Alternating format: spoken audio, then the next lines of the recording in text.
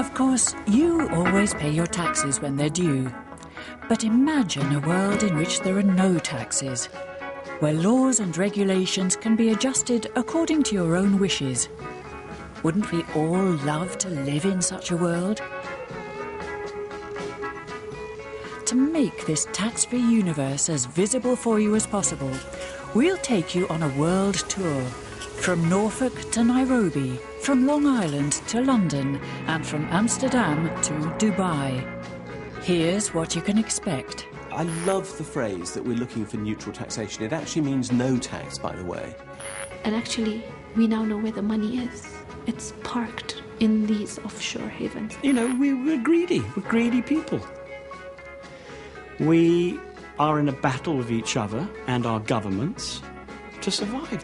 This is Backlight. Welcome on board the tax-free tour.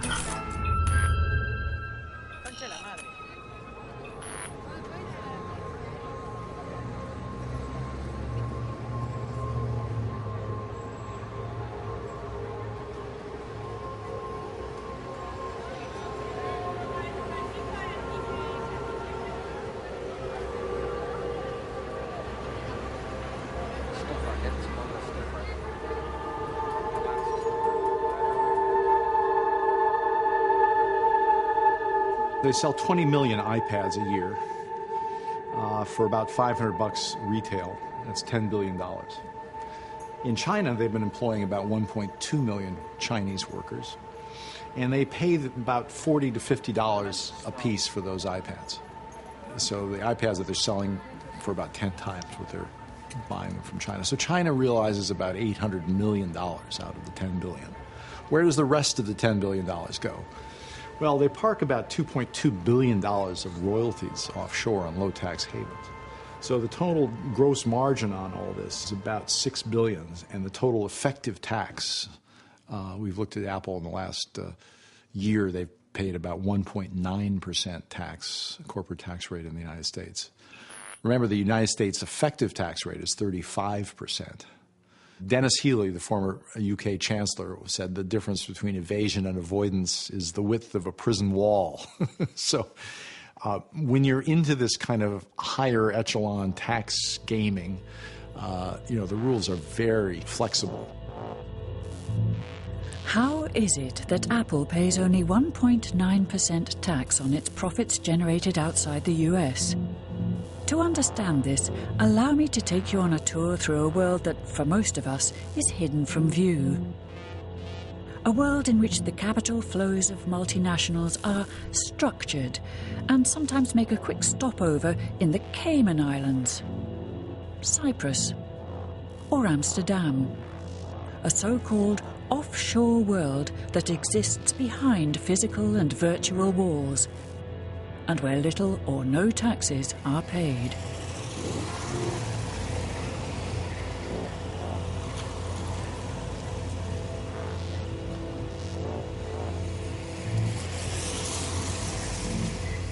My day job as a corporate investigator is looking at offshore structures, tax haven structures of companies that our clients are going to invest in.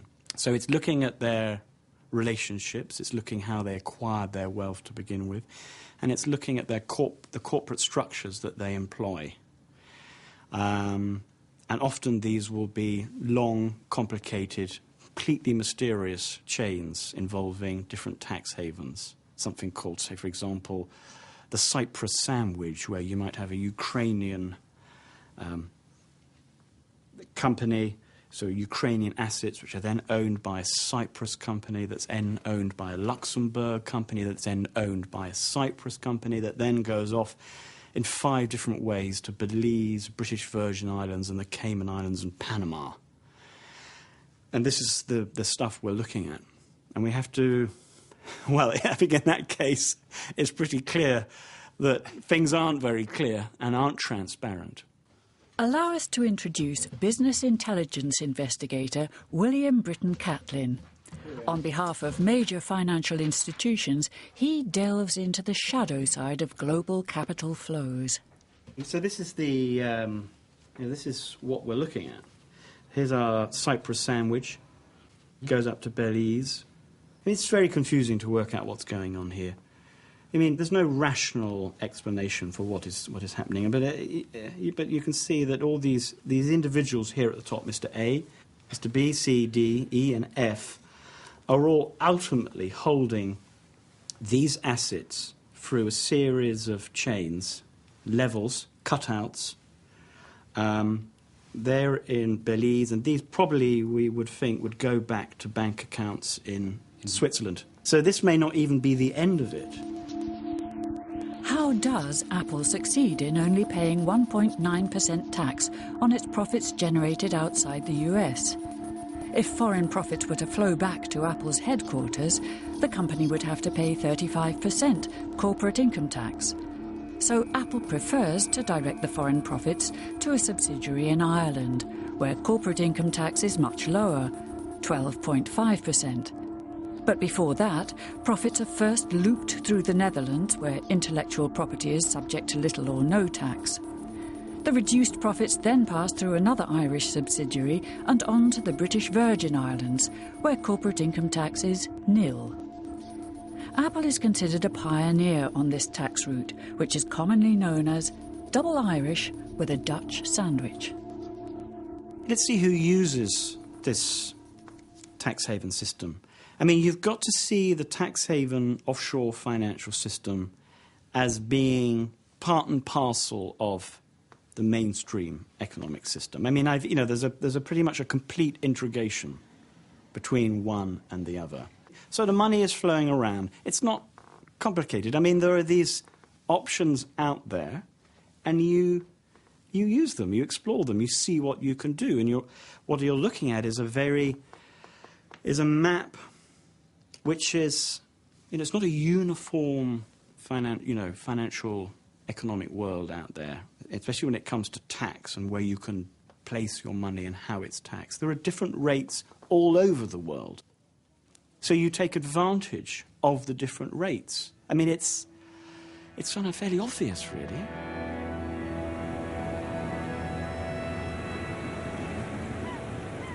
It became clear over time that this offshore industry was growing, but surprisingly enough, nobody had made any estimates of the size and growth of the industry. You'd expect the World Bank or the IMF to take an interest in this. They have all these economists. The OECD does a lot of work on tax havens, but nobody had ever quantified the size of the offshore industry. And so, why is that, you think? Well, it's a very controversial subject. I mean, the World Bank spent a lot of time studying poverty and measuring it endlessly, but they don't study inequality.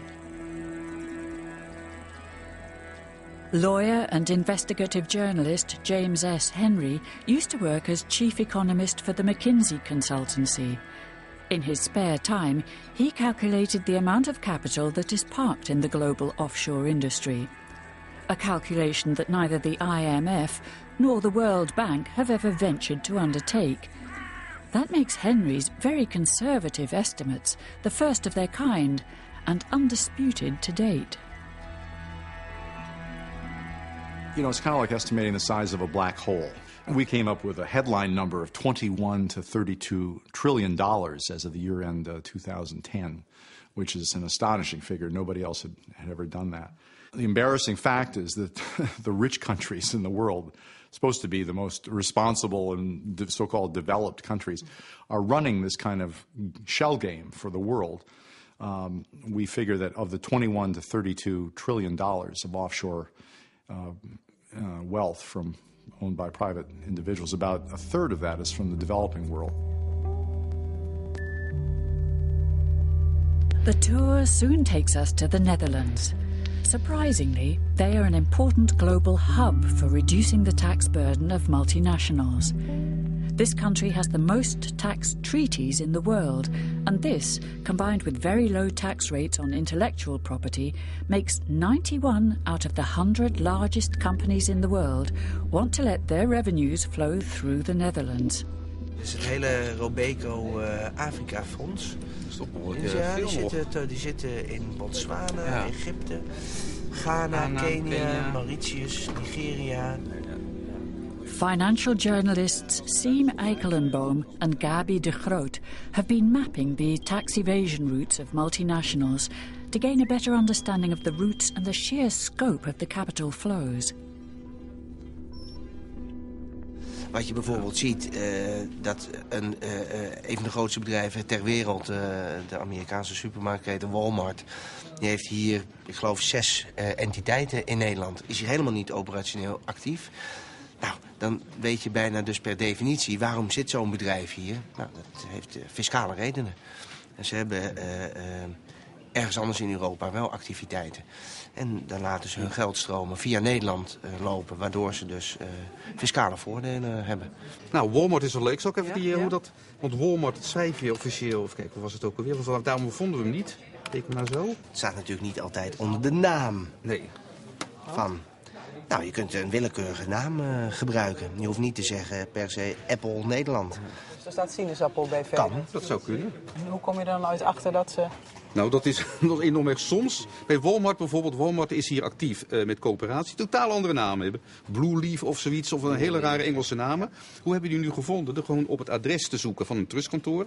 En eigenlijk, dan krijg je een enorme lijst met namen, hè, soms al 2000. Dus soms gewoon aanklikken en hopen dat je dan moet je de jaarrekening opvragen. En in de jaarrekening staat soms dat ze een onderdeel zijn van het Walmart-concern. Kijk, Walmart bijvoorbeeld, die zit hier. De Russia Holding, alles wat in Rusland gebeurt, hangt hier onder dus deze Nederlandse BV. Uiteindelijk gaat dat weer terug hier naar een moeder, een LCC in de US. Maar ze vertellen dus heel keurig dat ze onderdeel zijn van de Walmart. Kijk, je ziet ook pure brievenbusfirma. Er werkt helemaal niemand. Het is gevestigd bij een trustkantoor. En hier zie je ook, ze hebben 4 managing directors die ook helemaal geen beloning ontvingen. Misschien kun je dit even teruggaan naar het begin. Het staat er ook vaak bij. Ja, Naritaweg is een trustkantoor. Dus dat is een red flag eigenlijk voor jullie meteen als je dat adres... Wij kennen die adressen, die adressen, er zijn een aantal adressen, die kennen wij. Ja. Nou, hier zie je eigenlijk, qua omvang... Dat is helemaal niets, 3000 euro. Er zit 3000 euro in. Maar dat zegt dus niets. Nee. Er kunnen miljarden doorheen zijn gestroomd. En hoe lang is dat in Nederland? Dat kan 1 seconde in Nederland, of een fractie van een seconde in Nederland zijn. Het stroomt door die BV heen. Maar wat zegt dat je dan? Nou, dat het toch wel groot is voor Nederland. Ongeveer 11.000 miljard euro, wat elk jaar door Nederland stroomt.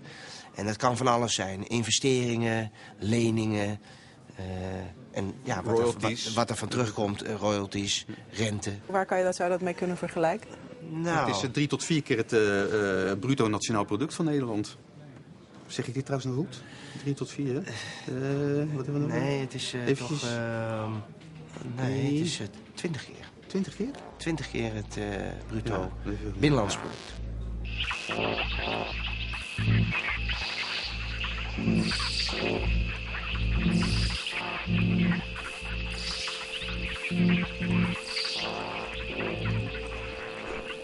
Recht tegenover ons, aan het Prins Bernhardplein te Amsterdam, zit een van de grootste trustkantoren ter wereld, namelijk Intertrust.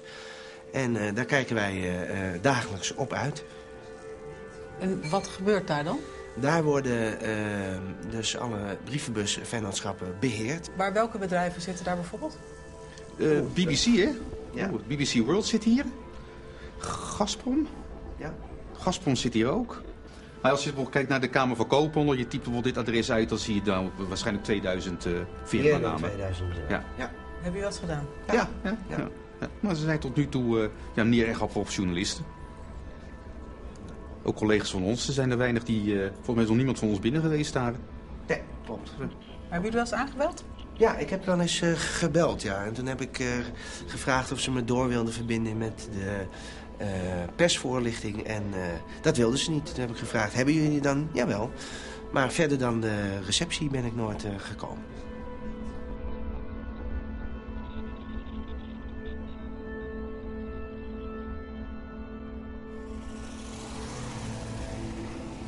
How can this offshore world exist? Who maintains it? Who keeps it all running and makes sure that the inhabitants get the best advice? Who builds the financial structure and monitors the capital flows? To answer that question, we take you to the English countryside. There is a whole world out there of people who are letting tax havens operate. They are really three types of people. There are bankers, there are lawyers, and there are accountants. Together, we have called them the pinstripe mafia. Why? Well, because they look remarkably like me. They are probably grey-haired at the top of the tree. They are white, they are probably male, and they are professionally qualified. They probably speak English, and they quite possibly went to a British university. Most of them will be foreigners to those places.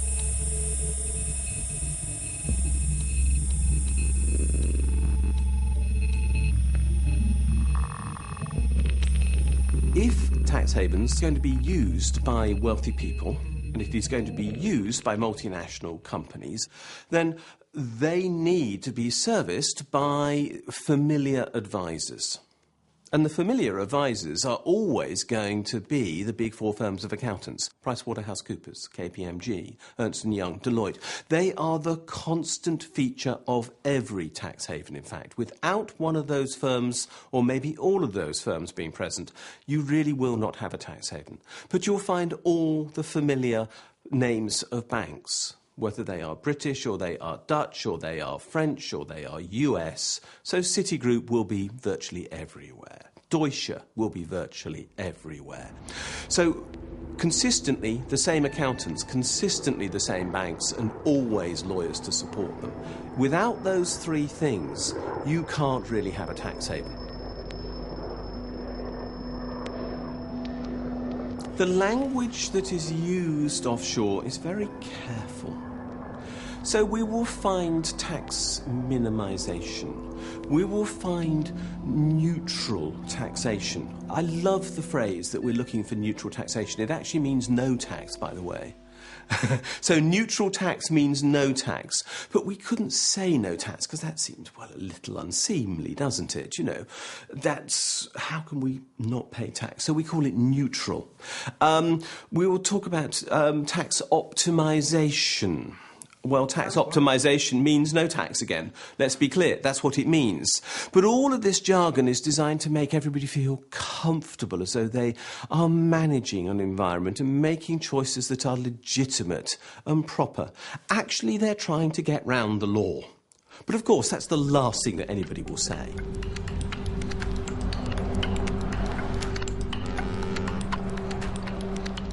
The lawyers, bankers, accountants and millionaires don't seem to belong anywhere, but they are constantly on the move between their various investments in real estate, always sheltered and pleasantly located in a world that is not limited to London, New York or Monaco.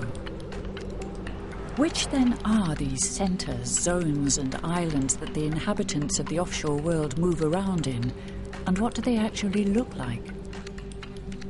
The zone becomes a kind of self-fulfilling prophecy. It can't be stopped, a kind of self-perpetuating agent of extra-state territory. And the free zones are facilitating capital movements because they provide incentives that help you shelter some of the taxes and allow you to own property, allow you to have cheap labor. And the laws for each of these zones are different. For instance, in Dubai Media City, there's free speech, because ABC and NBC and all of you, they're headquartered there. So you can say things which you can't say right outside the gate.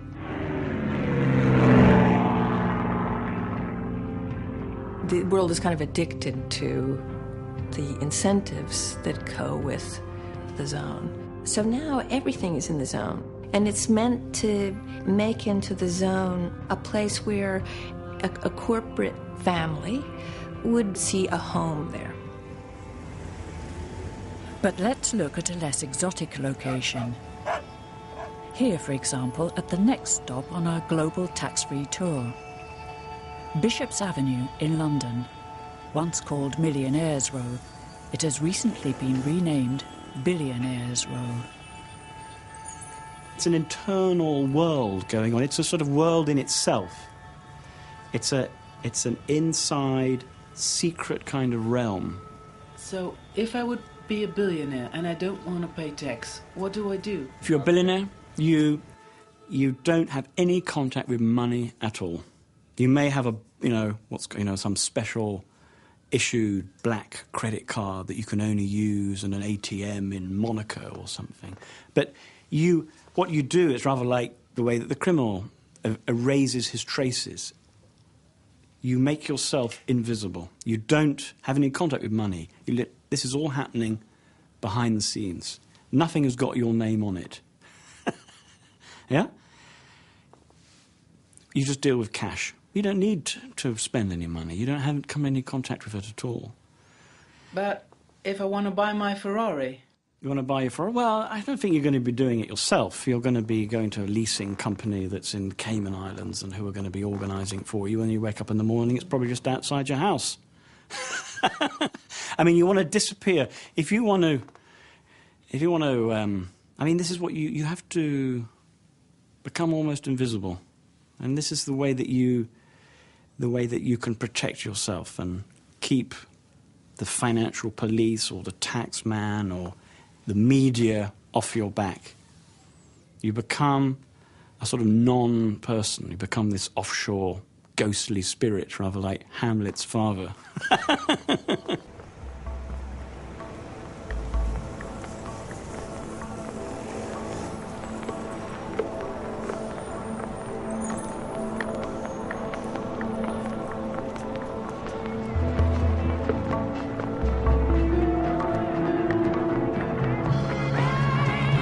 This is an incredibly concentrated industry. 0.14% of the world's population, less than 10 million people, control about 95% of the offshore private wealth.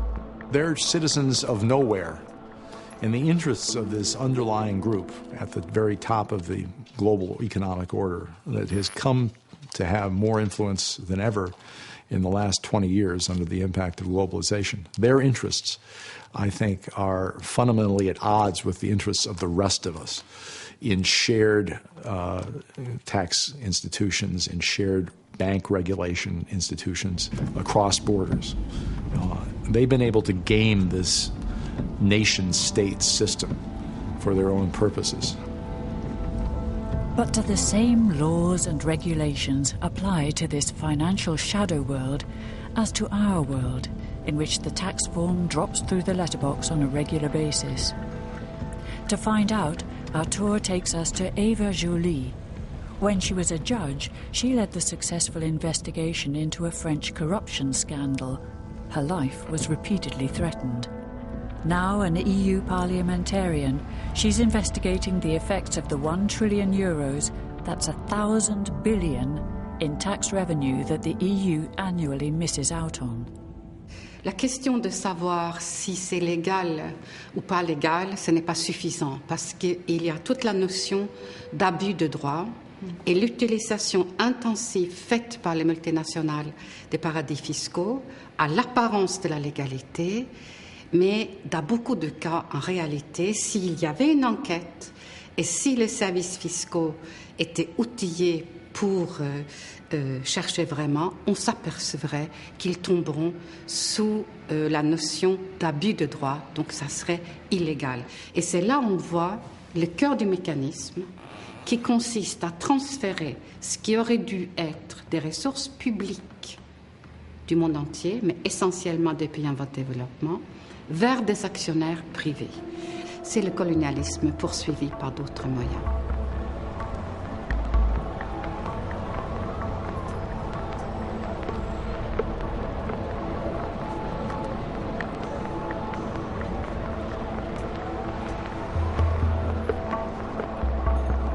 The tour takes us to Kenya to see what the consequences of the financial shadow world are for the African continent.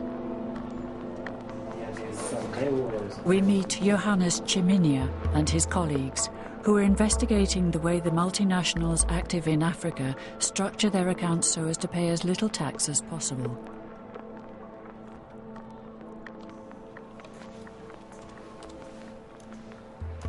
The basic registration of the company. We have 1 employee in the Netherlands. There is a red flag. they don't know we are doing this, because if they know, they will definitely cover the loopholes. Johannes Chiminia shows us that a tax haven does not necessarily include a palm beach by taking us to one of Kenya's 65 special economic zones. Right now we are in Athi River, where the Athi River export processing zone is domiciled. It is like an enclosed, a bonded area where companies, manufacturers are domiciled, and they do their manufacturing inside, and all the products they manufacture are meant for export purposes. These are a formal way of tax avoidance.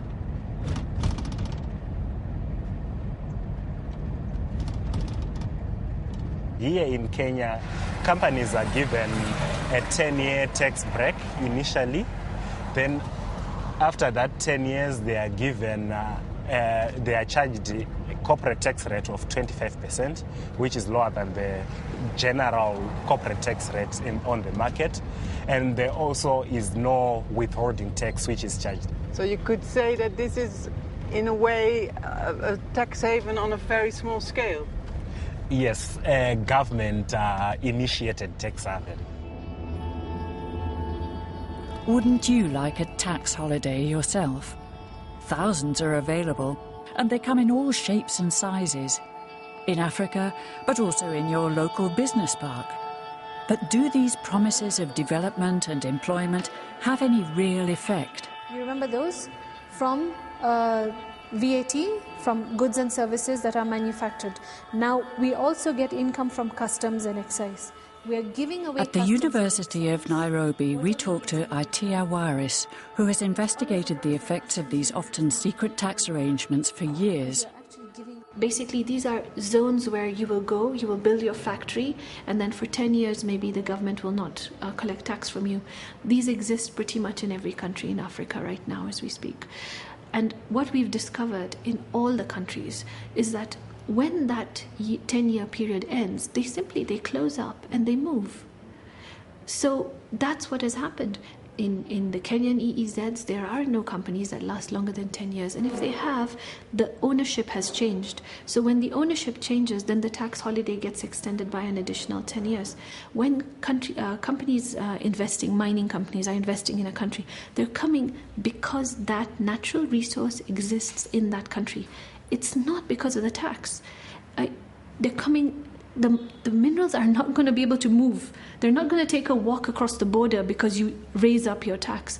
But for some reason, this concept has just not penetrated into developing country governments. They still think that they have to beg multinational corporations to come into the country and then beg them to set up. But what actually happens is they take the resources and then they go.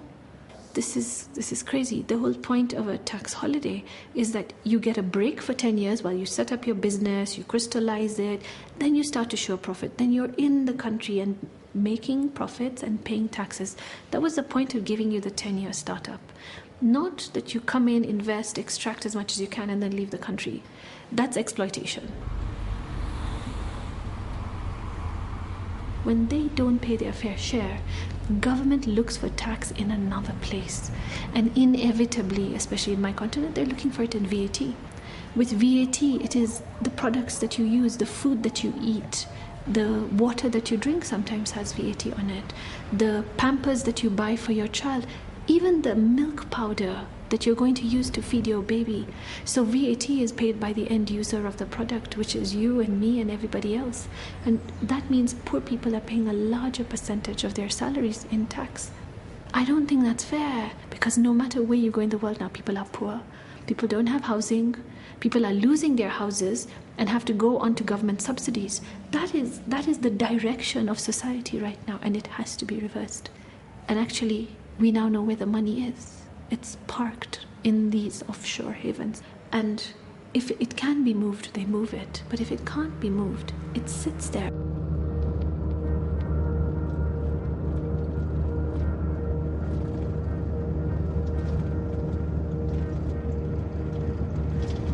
And Is it difficult to find jobs here, you think? Due to restrictions on access to entry into the premises, there could be some barriers for the general public to get access into it.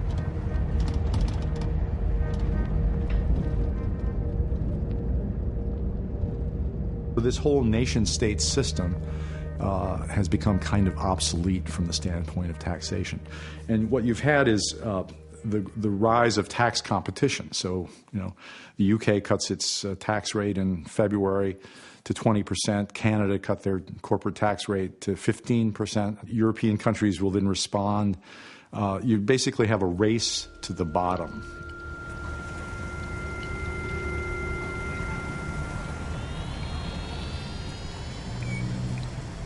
The tax competition has grown up, I think, as a response to this neoconservative argument that we will all be better off and grow faster with tax cuts. For the 30 years we've had this giant experiment of tax cuts. Well, what have we seen? We haven't seen faster growth. We haven't seen more responsible behavior from the banks. We've seen more money going out of the countries because it's very hard to compete with zero. And zero is what you get in a haven. It's not easy to measure what the actual benefits are for the tax haven itself, but for the multinational, everything revolves around reporting as little profit as possible. This can be done by transferring your software patents or intellectual property to a Dutch mailbox company. Then you arrange for your subsidiary abroad to pay royalties on it. This way you reduce the profits of the parent company. And the surprising thing is, only a very small amount of those royalty flows are subject to taxes. How much? You make secret arrangements about that with the tax authorities. Apple does it, Pfizer does it. The construction even works for a nice cup of frappuccino. Wat bijvoorbeeld Starbucks doet, dat is het merk Starbucks. Maar iedere koffiesoort die ze hebben, bijvoorbeeld frappuccino of iedere soort, dat is ook weer wetten gedeponeerd. Die merken die hangen uiteindelijk onder Amerika, maar die zitten al met de sublicenties en ondergebracht in Nederland. Dus op het moment, iedere keer dat er bijvoorbeeld in Duitsland of in Frankrijk of willekeurig land een Starbucks-vestiging wordt geopend, maar iedere keer als mensen bijvoorbeeld een cappuccino bestellen of wat dan ook, is er iedere keer weer, moet je een deeltje merkrecht gaan betalen. Dat vloeit dan weer naar Nederland. En dat soort dingen zijn soms in die jaarstukken heel moeilijk te zien. Toch, Starbucks blijft een fascinerend voorbeeld, omdat het is een bedrijf dat zich natuurlijk ook op een website enorm profileert. De koffie bijvoorbeeld is vaak fairtrade, daar pochen ze mee. Als je naar een website gaat, dan zie je ook dat ze gebouwen proberen te ontwikkelen die helemaal energie-neutraal zijn. Dus een hele manier, een hele PR, een hele marketing. Dat is een bedrijf van, jong, wij zijn begaan met de mensheid, maatschappelijk verantwoord ondernemen. En dan komt zo'n bedrijf opeens fel in de publiciteit te liggen in Engeland, omdat ze blijkt dat ze nauwelijks belasting betalen. Ja, dat is natuurlijk voor zo'n bedrijf is dat killing.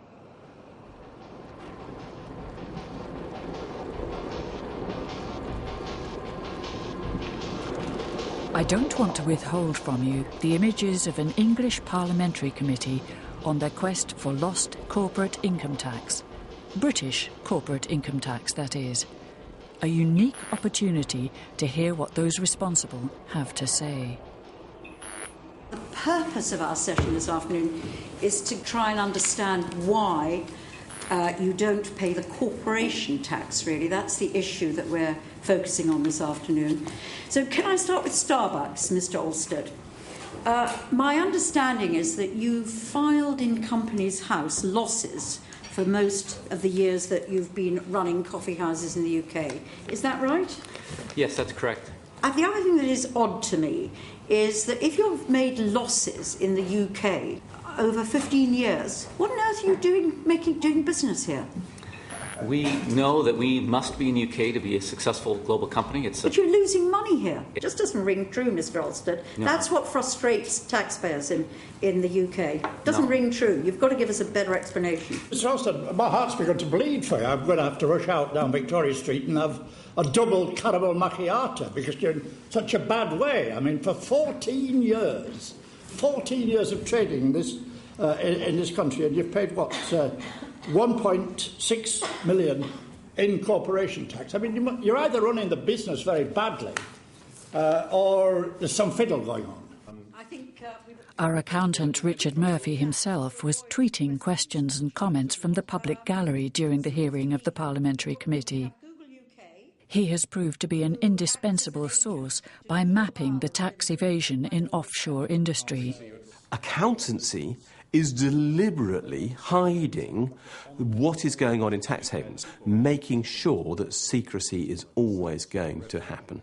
Now, I should be clear here. I was trained by KPMG. So, a long time ago, I worked for one of these firms. I'm still bound not to talk about client affairs from 30 plus years ago. I can't do that. I'm not allowed to talk about them. I can't, I won't, because that is fundamental to the code of ethics. What would happen if you would do that? Oh, I could be struck off as an accountant. I could lose my professional status. I could be fined. I could be sued by the client. So, therefore, there is a considerable climate of fear inside of all of these organisations, accounting, lawyers, bank, that you will toe the line, you will not speak, and those who do, the whistleblowers, will forever not work. You're paying on royalties in the Netherlands, aren't you? Is there a special low tax regime in the Netherlands on royalties? Yes, there is. We have a tax ruling that we've had since So it's less? Oh, yes, it's a very low tax So there is a tax advantage to you for paying the royalties in the Netherlands? It's a favourable tax rate that we have in the Netherlands on all income that comes in from all over the That's region. why you put it into the Netherlands? It's not why, but it is an attractive reason to be there. There's no question. It's why. What is the tax rates you pay in the Netherlands? I'm very happy to provide that to the committee. I am bound confidentially to the Dutch government on that. What? Just confidential. Confidential to whom? Sorry. The tax authority, under our Dutch ruling, they've asked us not to share that publicly. So you have a special arrangement to allow you to pay less tax in the Netherlands? Yes, it's a low tax ruling that we have in place. And it's for that reason that you therefore transfer the profits from the UK, which are booked as losses in the UK, into the Netherlands. Some of that then goes back to the States, but the rest of it is paid at a lower tax rate in the Netherlands under a Dutch tax ruling. We've been communicated to... You don't want to reveal to us.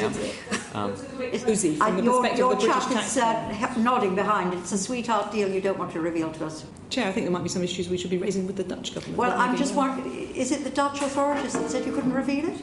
Yes. They've asked us to hold that in confidence over time. Okay. The other thing I would also highlight, we have paid in excess of 100 million in payroll taxes in the last 5 years.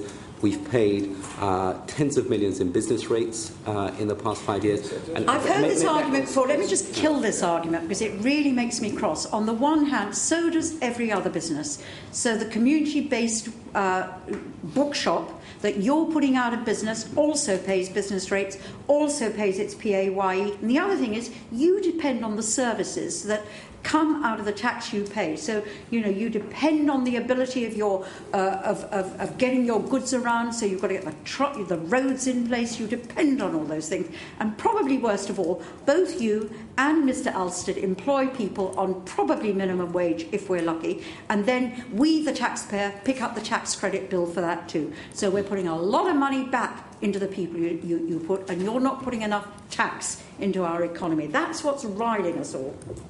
Sorry, I shouldn't have done that. This is the idea about, the corporations, the Amazons, the Googles, the Starbucks, the idea that there are two faces to these organisations. You have the public face, and some of them offer very good services. It's, they're consumer-orientated. They deliver stuff to your door. It's remarkable. Then you have this underground secret side of what's going on. You're using a means of deception and trickery and disguise to get what you want, to be able to preserve your freedom of operation, as it were. Now, what is it that a criminal does? They do exactly this. It's exactly the same technique. They will set up a system which they cover their tracks to show to the outside world that, I'm fine, I'm an honest guy, but really you've got some dirty business going on underneath. Or, dirty, you're hiding something. Some people who work there actually think they're doing the right thing. Some people believe that this is politically, ethically and morally acceptable. They think that they are part of an economic crusade for competition. Now, that means that they might be doing something which is called the Migo principle. My eyes glaze over. you actually look at one little bit, it's okay. When you look at the whole thing, it fails. Do the auditors stand back and necessarily look at whole structures and arrangements and say, is this acceptable as a whole? I don't know. But I have to say, some of the evidence is that the structures that are in place look to be tax abusive, even if legal. And let's stress, you can be tax abusive and legal at the same time. In other words, you're working within the gaps in the law, because that's what I define tax avoidance as.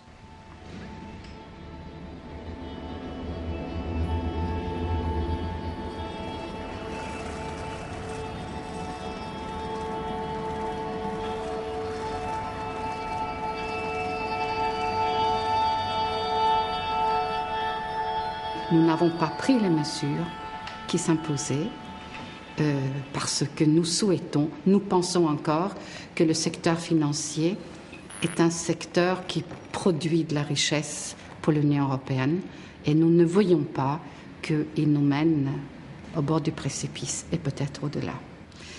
On voit des choses absolument absurdes. On voit Chypre, dont le système bancaire surdimensionné s'effondre, demander l'aide de l'Union européenne. Le Chypre est un paradis fiscal, un endroit de lessivage de fonds noirs de la mafia russe. Le taxpayers' money, l'argent des citoyens européens, va aller sauver les banques chypriotes pour dédommager les criminels cachés russes. Dans quel monde vivons-nous?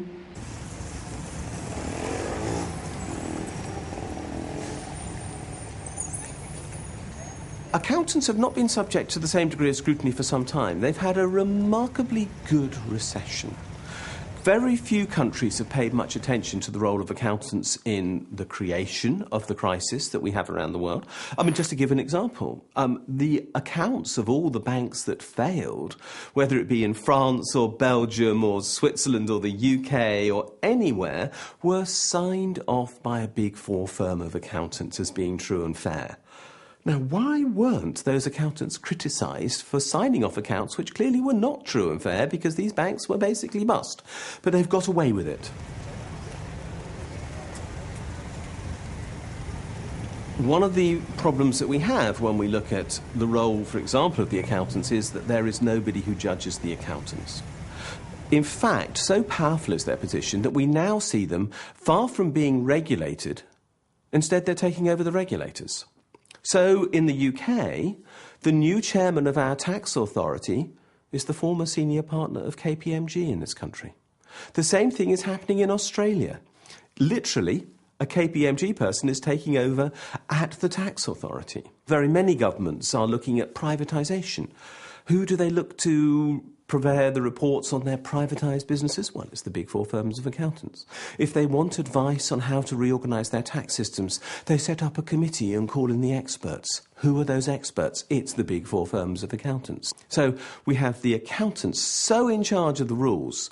And this stuff, by the way, is backed by the European Union, which basically means that at the end of the day, we end up with the EU passing laws written by the Big Four accountants about how the Big Four accountants should be regulated and report, with the consequence that they're not accountable to anybody.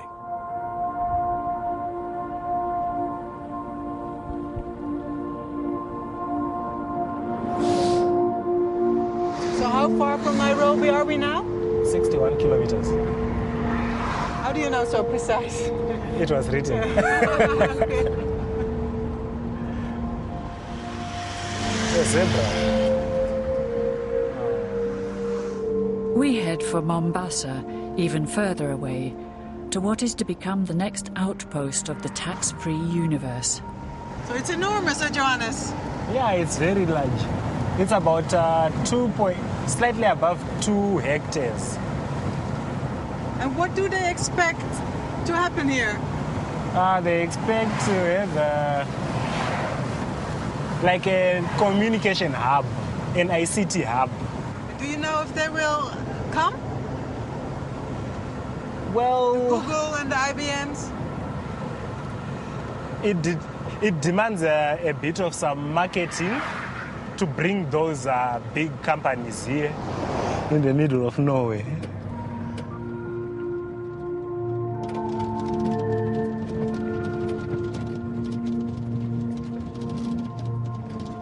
What does it say? ICT Technopolis Vision 2030 flagship project. There's RIM, there's Microsoft, there's HP, Toshiba. It seems they are focusing on big brands, MacBook.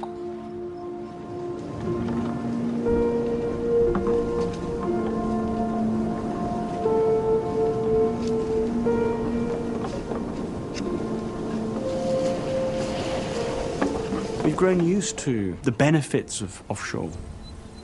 It's delivered us finance and cheap loans, but where did that go? This is kind of the dilemma that people worry about. I mean, they think, well, if you take away all these funneling of profits here, and you do this and you do that, then would we have Amazon doing what it does? I mean, they've been able to, perhaps along with their competition, the people that they compete with in the market, they've been faced with the same setup of places that they can book their profits and their losses, but maybe they're just better at it. I mean, that's a horrid realization that these things that we love, that we need, have got used to, and the people who are good at it have got there through their clever sort of financial, fiscal manipulation. It involves really everybody. It involves governments, it involves businesses, it involves consumers and citizens. And we're greedy. We're greedy people. We are in a battle with each other and our governments to survive, to make money. And if your business is making money, you will bloody go out and fight your competitors, the taxman, the government, to get your own way. Why not?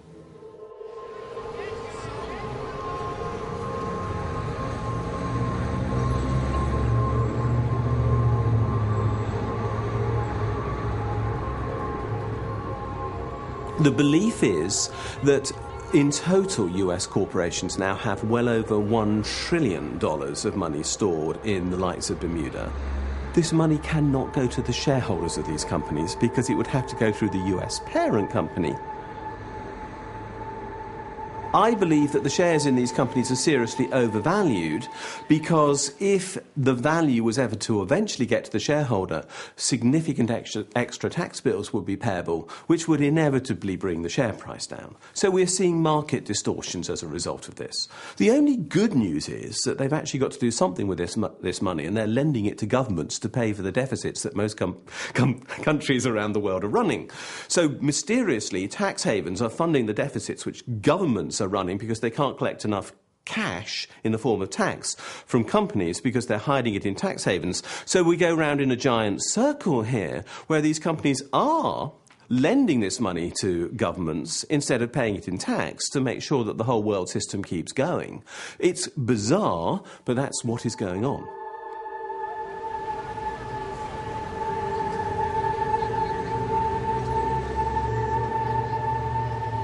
A political party that wants to go and say, I will raise tax to clear our deficit, faces this enormous pressure from multinational corporations who say, we'll walk out of the door, whether they would or wouldn't. All of that means that the options available to government to actually go forward to generate new growth to meet the needs of their electorates is being undermined. And therefore this is, frankly, threatening democracy, in my opinion. That almost brings us to the end of our tour through a world of financial structures and capital flows that is so difficult to map, but that affects us all. A world that we have allowed to prosper under our very noses without having a good grasp of the systemic risk involved. La Commission a promis qu'elle allait établir sa propre liste des paradis fiscaux. Mais vous voyez, ça fait 3 années que je suis parlementaire, ça n'a pas bougé. Donc mon espoir à moi, ce sont les citoyens. C'est le fait que les Londoniens, un jour, ne vont plus supporter que seule la classe moyenne et les pauvres payent l'impôt, que Starbucks ne paye pas d'impôt, que Coca-Cola ne paye pas d'impôt, que Ikea ne paye pas d'impôt, que Total ne paye pas d'impôt. Je me dis, un jour, les citoyens vont dire, nous payons 40% dans les pays scandinaves, nordiques, peut-être 20% en France, que la demande et la révolte contre cela viendrait des citoyens. Do you, all of you, accept that alongside your duties to your shareholders, as Mr. Britton has just alluded to, you have obligations to the societies in which you operate and from which you derive huge benefits, and that those obligations include paying tax? Yes. Yes, very much so. And do you accept the principle that profits should be taxed in the countries in which they're made and where genuine economic activity is concerned? Very much so. Yes. Profits should be taxed in the countries where the economic activity takes place that drives those profits. So in our case, where the innovation takes place. Our business is made in... But you